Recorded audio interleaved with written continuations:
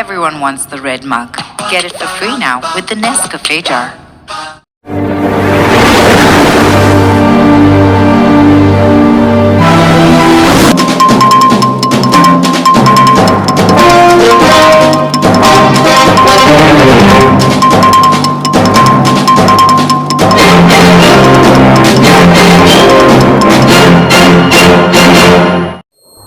ನಮಸ್ಕಾರ, ರಾಜ್ ನ್ಯೂಸ್ ಲೈನ್ಗೆ ಸುಸ್ವಾಗತ. ಇಂದಿನ ಸುದ್ದಿಗಳನ್ನು ನೋಡೋಣ.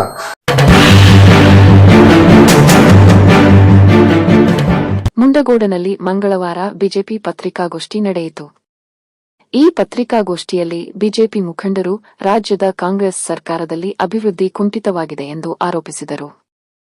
ಈ ಸಂದರ್ಭದಲ್ಲಿ ಜಿಲ್ಲಾ ಬಿಜೆಪಿ ಅಧ್ಯಕ್ಷರಾದ ಎನ್ಎಸ್ ಹೆಗಡೆ ಕರ್ಕಿ, ರಾಜ್ಯ ಬಿಜೆಪಿ ವಕ್ತಾರ ಹರಿಪ್ರಕಾಶ್ ಕೋಣೆಮನೆ, ಜಿಲ್ಲಾ ಬಿಜೆಪಿ ಉಪಾಧ್ಯಕ್ಷರಾದ ಎಲ್ಟಿ ಪಾಟೀಲ್, ಅಶೋಕ ಛಲವಾದಿ, ತಾಲೂಕಾ ಬಿಜೆಪಿ ಅಧ್ಯಕ್ಷರಾದ ಮಂಜುನಾಥ್ ಪಾಟೀಲ್, ಬಿಜೆಪಿ ಮುಖಂಡರಾದ ಸಂತೋಷ ತಳವಾರ್, ವಿಠ್ಠಲ್ ಬಾಳಂಬೇಡ್, ಮಹೇಶ ಹೊಸಗೊಪ್ಪ, ಬಸವರಾಜ ಟಣಕೆದಾರ ಮುಂತಾದವರಿದ್ದರು.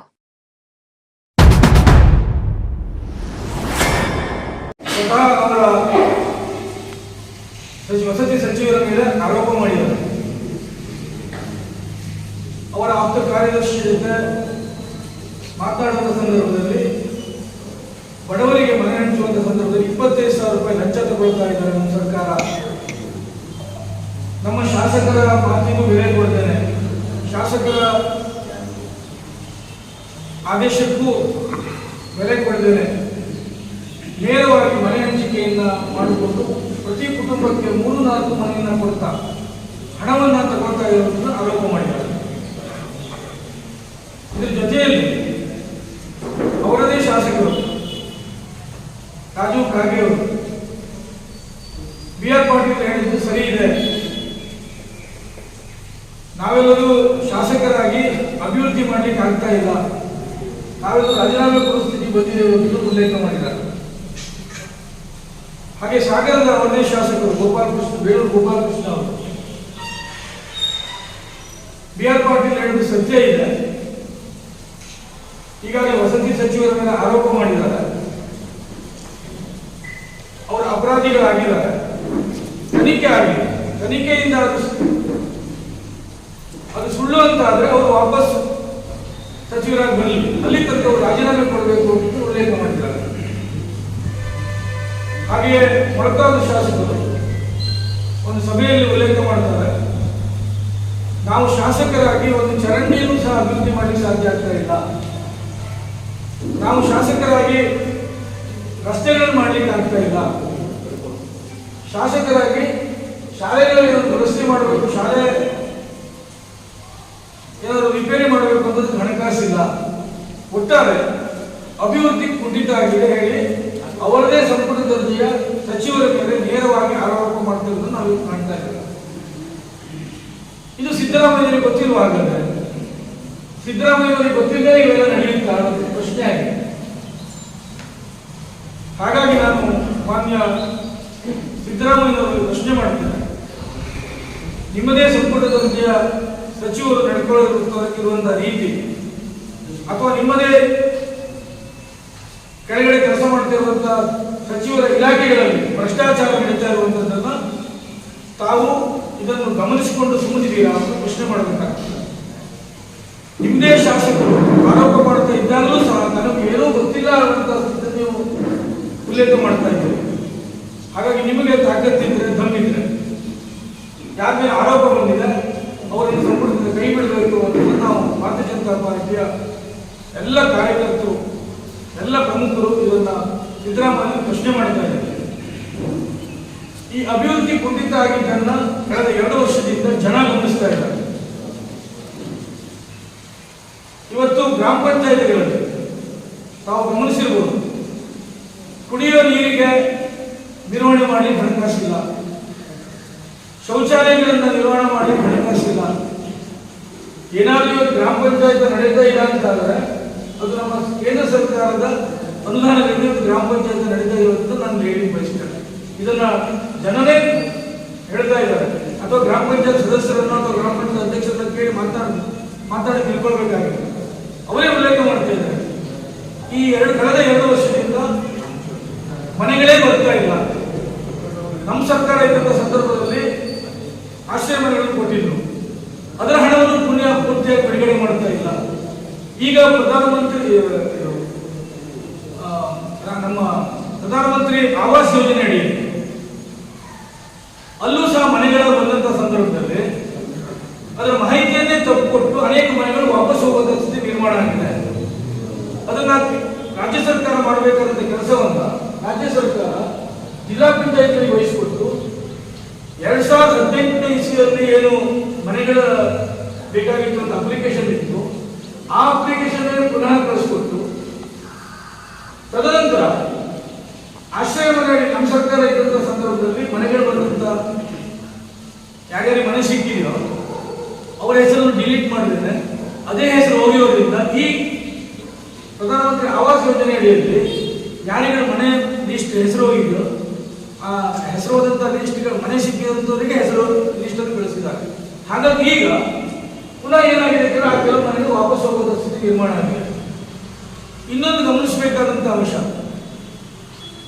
ಸರ್ಕಾರ ಮಾಡಬೇಕಾಗಿತ್ತು, ಪ್ರಧಾನಮಂತ್ರಿ ಆವಾಸ್ ಯೋಜನೆಯಲ್ಲಿ ಅಪ್ಲಿಕೇಶನ್ ಹಾಕುವ ಸಂದರ್ಭದಲ್ಲಿ ಅದನ್ನು ಅಪ್ಲೋಡ್ ಮಾಡುವ ಸಂದರ್ಭದಲ್ಲಿ ಯಾರಿಗೆ ಜಾಗ ಇದೆಯೋ ಅವರಿಗೆ ಮನೆ ಸಿಕ್ಕಿದೆ, ಯಾರಿಗೆ ಜಾಗ ಇದೆಯೋ ಅದನ್ನು ವಾಪಸ್ ಹೋಗುವಂಥ ಸ್ಥಿತಿ ನಿರ್ಮಾಣ ಆಗಿದೆ. ಇವರು ಮಾಹಿತಿಯನ್ನು ಕೊಡುವಂಥ ಸಂದರ್ಭದಲ್ಲಿ ಅದಕ್ಕೆ ಎಡವಿದ್ದಾರೆ. ಇದು ರಾಜ್ಯ ಸರ್ಕಾರ ಮಾಡಬೇಕಂತ ಕೆಲಸ. ಹಾಗಾಗಿ ನಾನು ತಮ್ಮ ಮಾಧ್ಯಮದ ಮುಂದೆ ಹೇಳಲಿಕ್ಕೆ ಬಯಸ್ತೇನೆ, ಕೇಂದ್ರ ಸರ್ಕಾರದಿಂದ ಬರುವಂತಹ ಸೌಲಭ್ಯಗಳನ್ನು ಸಹ ಸರಿಯಾಗಿ ವಿತರಣೆ ಮಾಡುವಲ್ಲಿ ಅದನ್ನ ಯಾರಿಗೆ ಫಲಾನುಭವಿ ಮುಟ್ಟಬೇಕಾಗಿತ್ತ ಅದನ್ನು ತಲುಪಿಸುವಲ್ಲಿ ಇವತ್ತು ರಾಜ್ಯ ಸರ್ಕಾರ ವಿಫಲ ಆಗಿದೆ. ಕೇವಲ ಮೋದಿಯವರ ಹೆಸರು ಬರುತ್ತೆ ಇರುವಂತಹ ದೃಷ್ಟಿಕೋನ ಇಟ್ಕೊಂಡು ನಮ್ಮ ಕೇಂದ್ರ ಸರ್ಕಾರದ ಅನೇಕ ಯೋಜನೆಗಳನ್ನು ಇವತ್ತು ತಳಮಟ್ಟಕ್ಕೆ ತಲುಪಿಸುವಲ್ಲಿ ರಾಜ್ಯ ಸರ್ಕಾರ ವಿಫಲ ಆಗಿದೆ. ಕೇಂದ್ರ ಸರ್ಕಾರ ಯೋಜನೆಗಳನ್ನು ಕೊಟ್ಟರೂ ಸಹ ರಾಜ್ಯದಲ್ಲಿ ಯಾವ ಸರ್ಕಾರ ಇಲ್ಲ ಆ ಸರ್ಕಾರ ಅದನ್ನ ಇಂಪ್ಲಿಮೆಂಟ್ ಮಾಡಲಿಕ್ಕೆ ಅವರು ಮಾಡಬೇಕು. ಅದನ್ನು ಇವತ್ತು ಕೇವಲ ಒಂದು ದುರುದ್ದೇಶದಿಂದ ಅದನ್ನ ಮರೆಮಾಚುವಂತ ಕೆಲಸವನ್ನ, ಆ ಯೋಜನೆಗಳನ್ನು ತಲುಪಿಸುವುದರಲ್ಲಿ ವಿಳಂಬ ಮಾಡುವಂತ ಕೆಲಸವನ್ನ ಇವತ್ತು ಸಿದ್ದರಾಮಯ್ಯ ಸರ್ಕಾರ ಮಾಡ್ತಾ ಇದ್ದಾರೆ.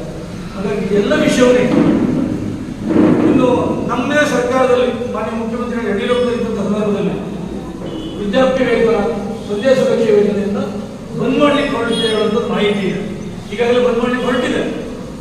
ಈ ಎಲ್ಲ ವಿಷಯಗಳನ್ನು ಇಟ್ಟುಕೊಂಡು ಉತ್ತರ ಕನ್ನಡ ಜಿಲ್ಲೆಯ ಭಾರತೀಯ ಜನತಾ ಪಾರ್ಟಿ, ನಮ್ಮ ಸಂಸದರು, ನಮ್ಮ ಶಾಸಕರು, ನಮ್ಮ ಮಾಜಿ ಶಾಸಕರು, ನಮ್ಮ ವಿಧಾನ ಪರಿಷತ್ತಿನ ಸದಸ್ಯರು, ನಮ್ಮ ಎಲ್ಲ ಹಂತದ ಜನಪ್ರತಿನಿಧಿಗಳನ್ನು ಜೋಡಿಸಿಕೊಂಡು, ನಮ್ಮ ಪಕ್ಷದ ಎಲ್ಲ ಪ್ರಮುಖರನ್ನು ಜೋಡಿಸಿಕೊಂಡು 30ನೇ ತಾರೀಕಿನ ಒಳಗಡೆ 6 ವಿಧಾನಸಭಾ ಕ್ಷೇತ್ರದಲ್ಲಿ ಅಲ್ಲಿಯ ಶಾಸಕರ ಮಾರ್ಗದರ್ಶನದಲ್ಲಿ, ಶಾಸಕರ ಮತ್ತು ಮಾಜಿ ಶಾಸಕರ ನೇತೃತ್ವದಲ್ಲಿ ಮತ್ತು ನಮ್ಮ ಸಂಸದರ ನೇತೃತ್ವದಲ್ಲಿ ಪ್ರತಿ ಗ್ರಾಮ ಪಂಚಾಯತ್ಗಳ ಮುಂದೆ ಧರಣಿ ಸತ್ಯಾಗ್ರಹ ಮಾಡಬೇಕು ಅಂತೇಳಿ ನಾನು ನಿಶ್ಚಯ ಮಾಡಿದೆ.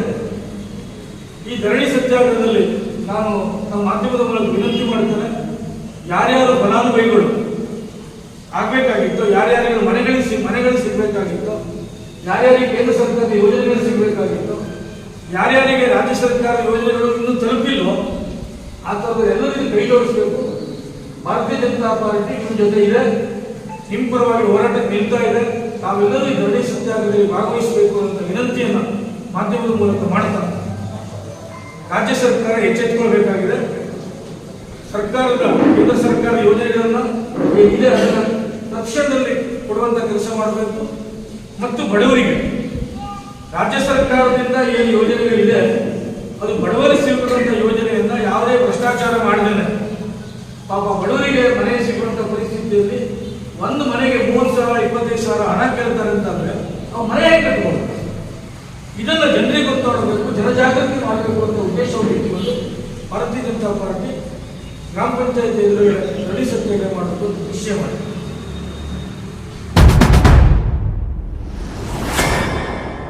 ಓಡಾಡ್ತಾ ಇದ್ರು. ಮುಂದೋಟ ತಾಲೂಕಲ್ಲಿ 25 ಬಸ್ಸಲ್ಲಿ ಓಡಾಡ್ತಾ ಇದ್ರು. ನೀವು ಇದನ್ನ ಅರ್ಥ ಮಾಡಿ. ಎರಡನೇದು ಇಷ್ಟೆಲ್ಲ ಟ್ಯಾಕ್ಸ್ ವಸೂಲಿ ಮಾಡಿ ಇವತ್ತು 35 ರೂಪಾಯಿ ರಾಜ್ಯ ಸರ್ಕಾರ ಪೆಟ್ರೋಲ್ ಮೇಲೆ ಇಲ್ಲಿ ಇಲ್ಲಿನ ಸ್ಥಳೀಯವಾಗಿ ಟ್ಯಾಕ್ಸ್ ಅನ್ನು ಹಾಕ್ತಾ ಇದ್ದಾರೆ. 35 ರೂಪಾಯಿನ ಎಕ್ಸ್ಟ್ರಾ ಕಲೆಕ್ಟ್ ಮಾಡ್ತಾ ಇದ್ದೀವಿ. ಆ ಪೆಟ್ರೋಲ್ ಮತ್ತು ಡೀಸೆಲ್ ಮೇಲೆ 35 ರೂಪಾಯಿ ಕೊನೆಗೆ ನಿಮ್ಮ ದಿನಸಿ ಅಂಗಡಿಗೆ ಸಪ್ಲೈ ಮಾಡುವಂತ ದಿನಸಿ ಸಾಮಾನುಗಳಲ್ಲಿ ಇದೊಂದು ಸೈಕಲ್ ಇದೆ.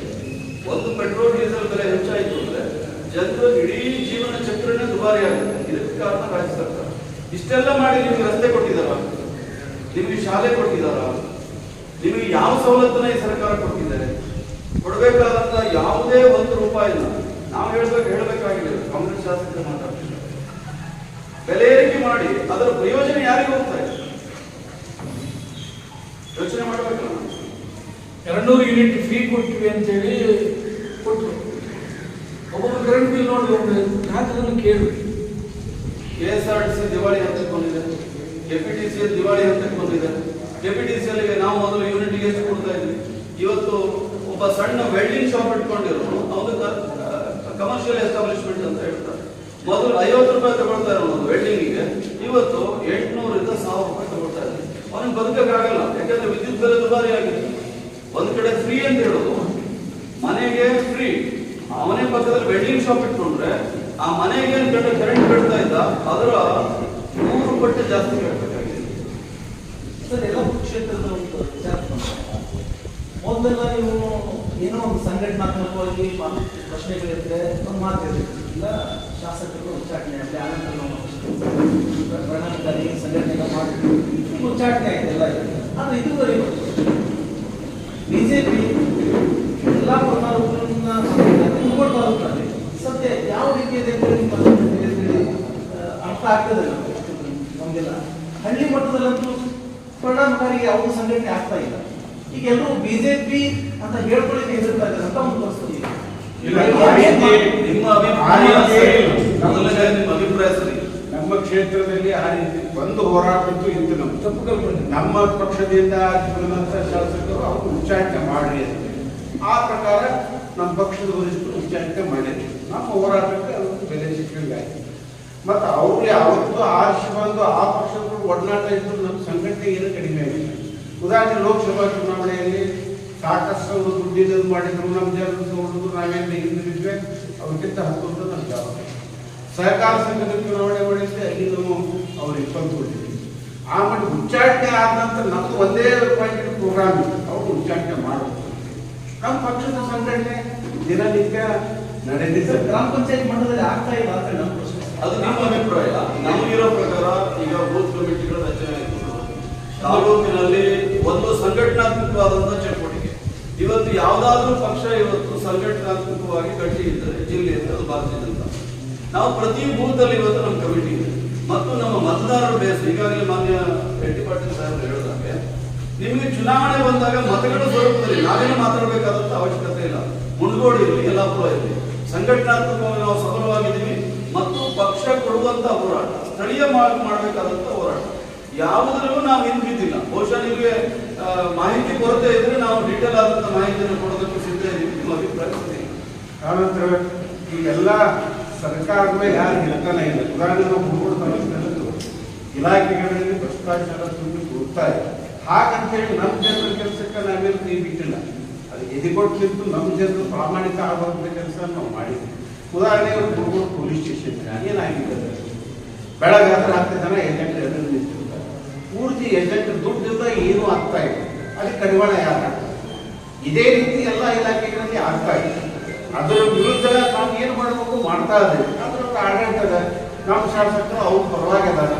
ಈಗಾಗಲೇ ನಮ್ಮ ಅಧ್ಯಕ್ಷರು ಏನು ಹೇಳಿದ್ರಲ್ಲ, ಸರ್ಕಾರ ರಚನೆ ಆದ ನಂತರ ನಮ್ಮ ಪಕ್ಷ ಹೋರಾಟದಲ್ಲಿ ಅವ್ರು ಹೇಳ್ತಾ ಇದ್ರು ಸಿದ್ದರಾಮಯ್ಯವರು, ನಾವು ಆಡಳಿತ ಮಾಡೋದು ಇವರಿಗೆ ಹೊಟ್ಟೆ ಕಿಚ್ಚ ಈ ರೀತಿ ಮಾಡ್ತಾ ಇದ್ದಾರೆ. ಈ ವಾಲ್ಮೀಕಿ ಹಗರಣ ಇಲ್ಲ ತಪ್ಪ, ಅದು ಬಹಿರಂಗ ಆಯಿತು. ನಿನ್ನೆ ಮೊನ್ನೆ ರಿಪೋರ್ಟ್ ಮತ್ತು ಹೊರಬಿದ್ದು ಅಲ್ಲಿ ಇದ್ದಂಥ ದುಡ್ಡನ್ನು ಚುನಾವಣೆಗೆ ಖರ್ಚು ಮಾಡಿದ್ದಾರೆ. ಇದಕ್ಕಿಂತ ಸತ್ತಾಂಶ ಮೂಢ ಹಗರಣ ಬಯಲು ಬಂದಿದ್ದೇನೆ ಕೊನೆ ಹಂತಕ್ಕೆ ಅದೇನೇನೋ ಮಾಡಿ ಇದು ಮಾಡಿ.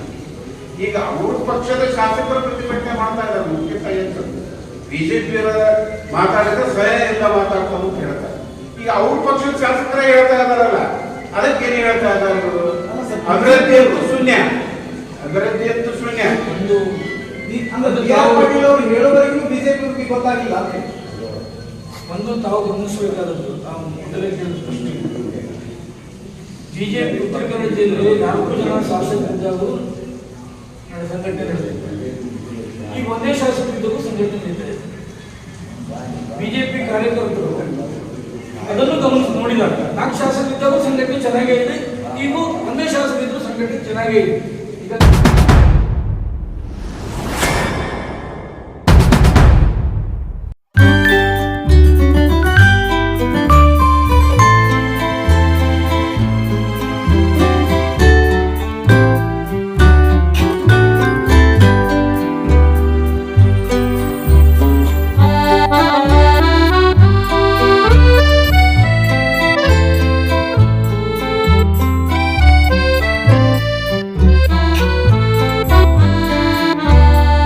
ನಿಖರ ನಿಷ್ಪಕ್ಷಪಾತ ಸುದ್ದಿಗಾಗಿ ರಾಜ್ ನ್ಯೂಸ್ ಲೈನ್ ಅನ್ನು ತಪ್ಪದೇ ನೋಡಿ.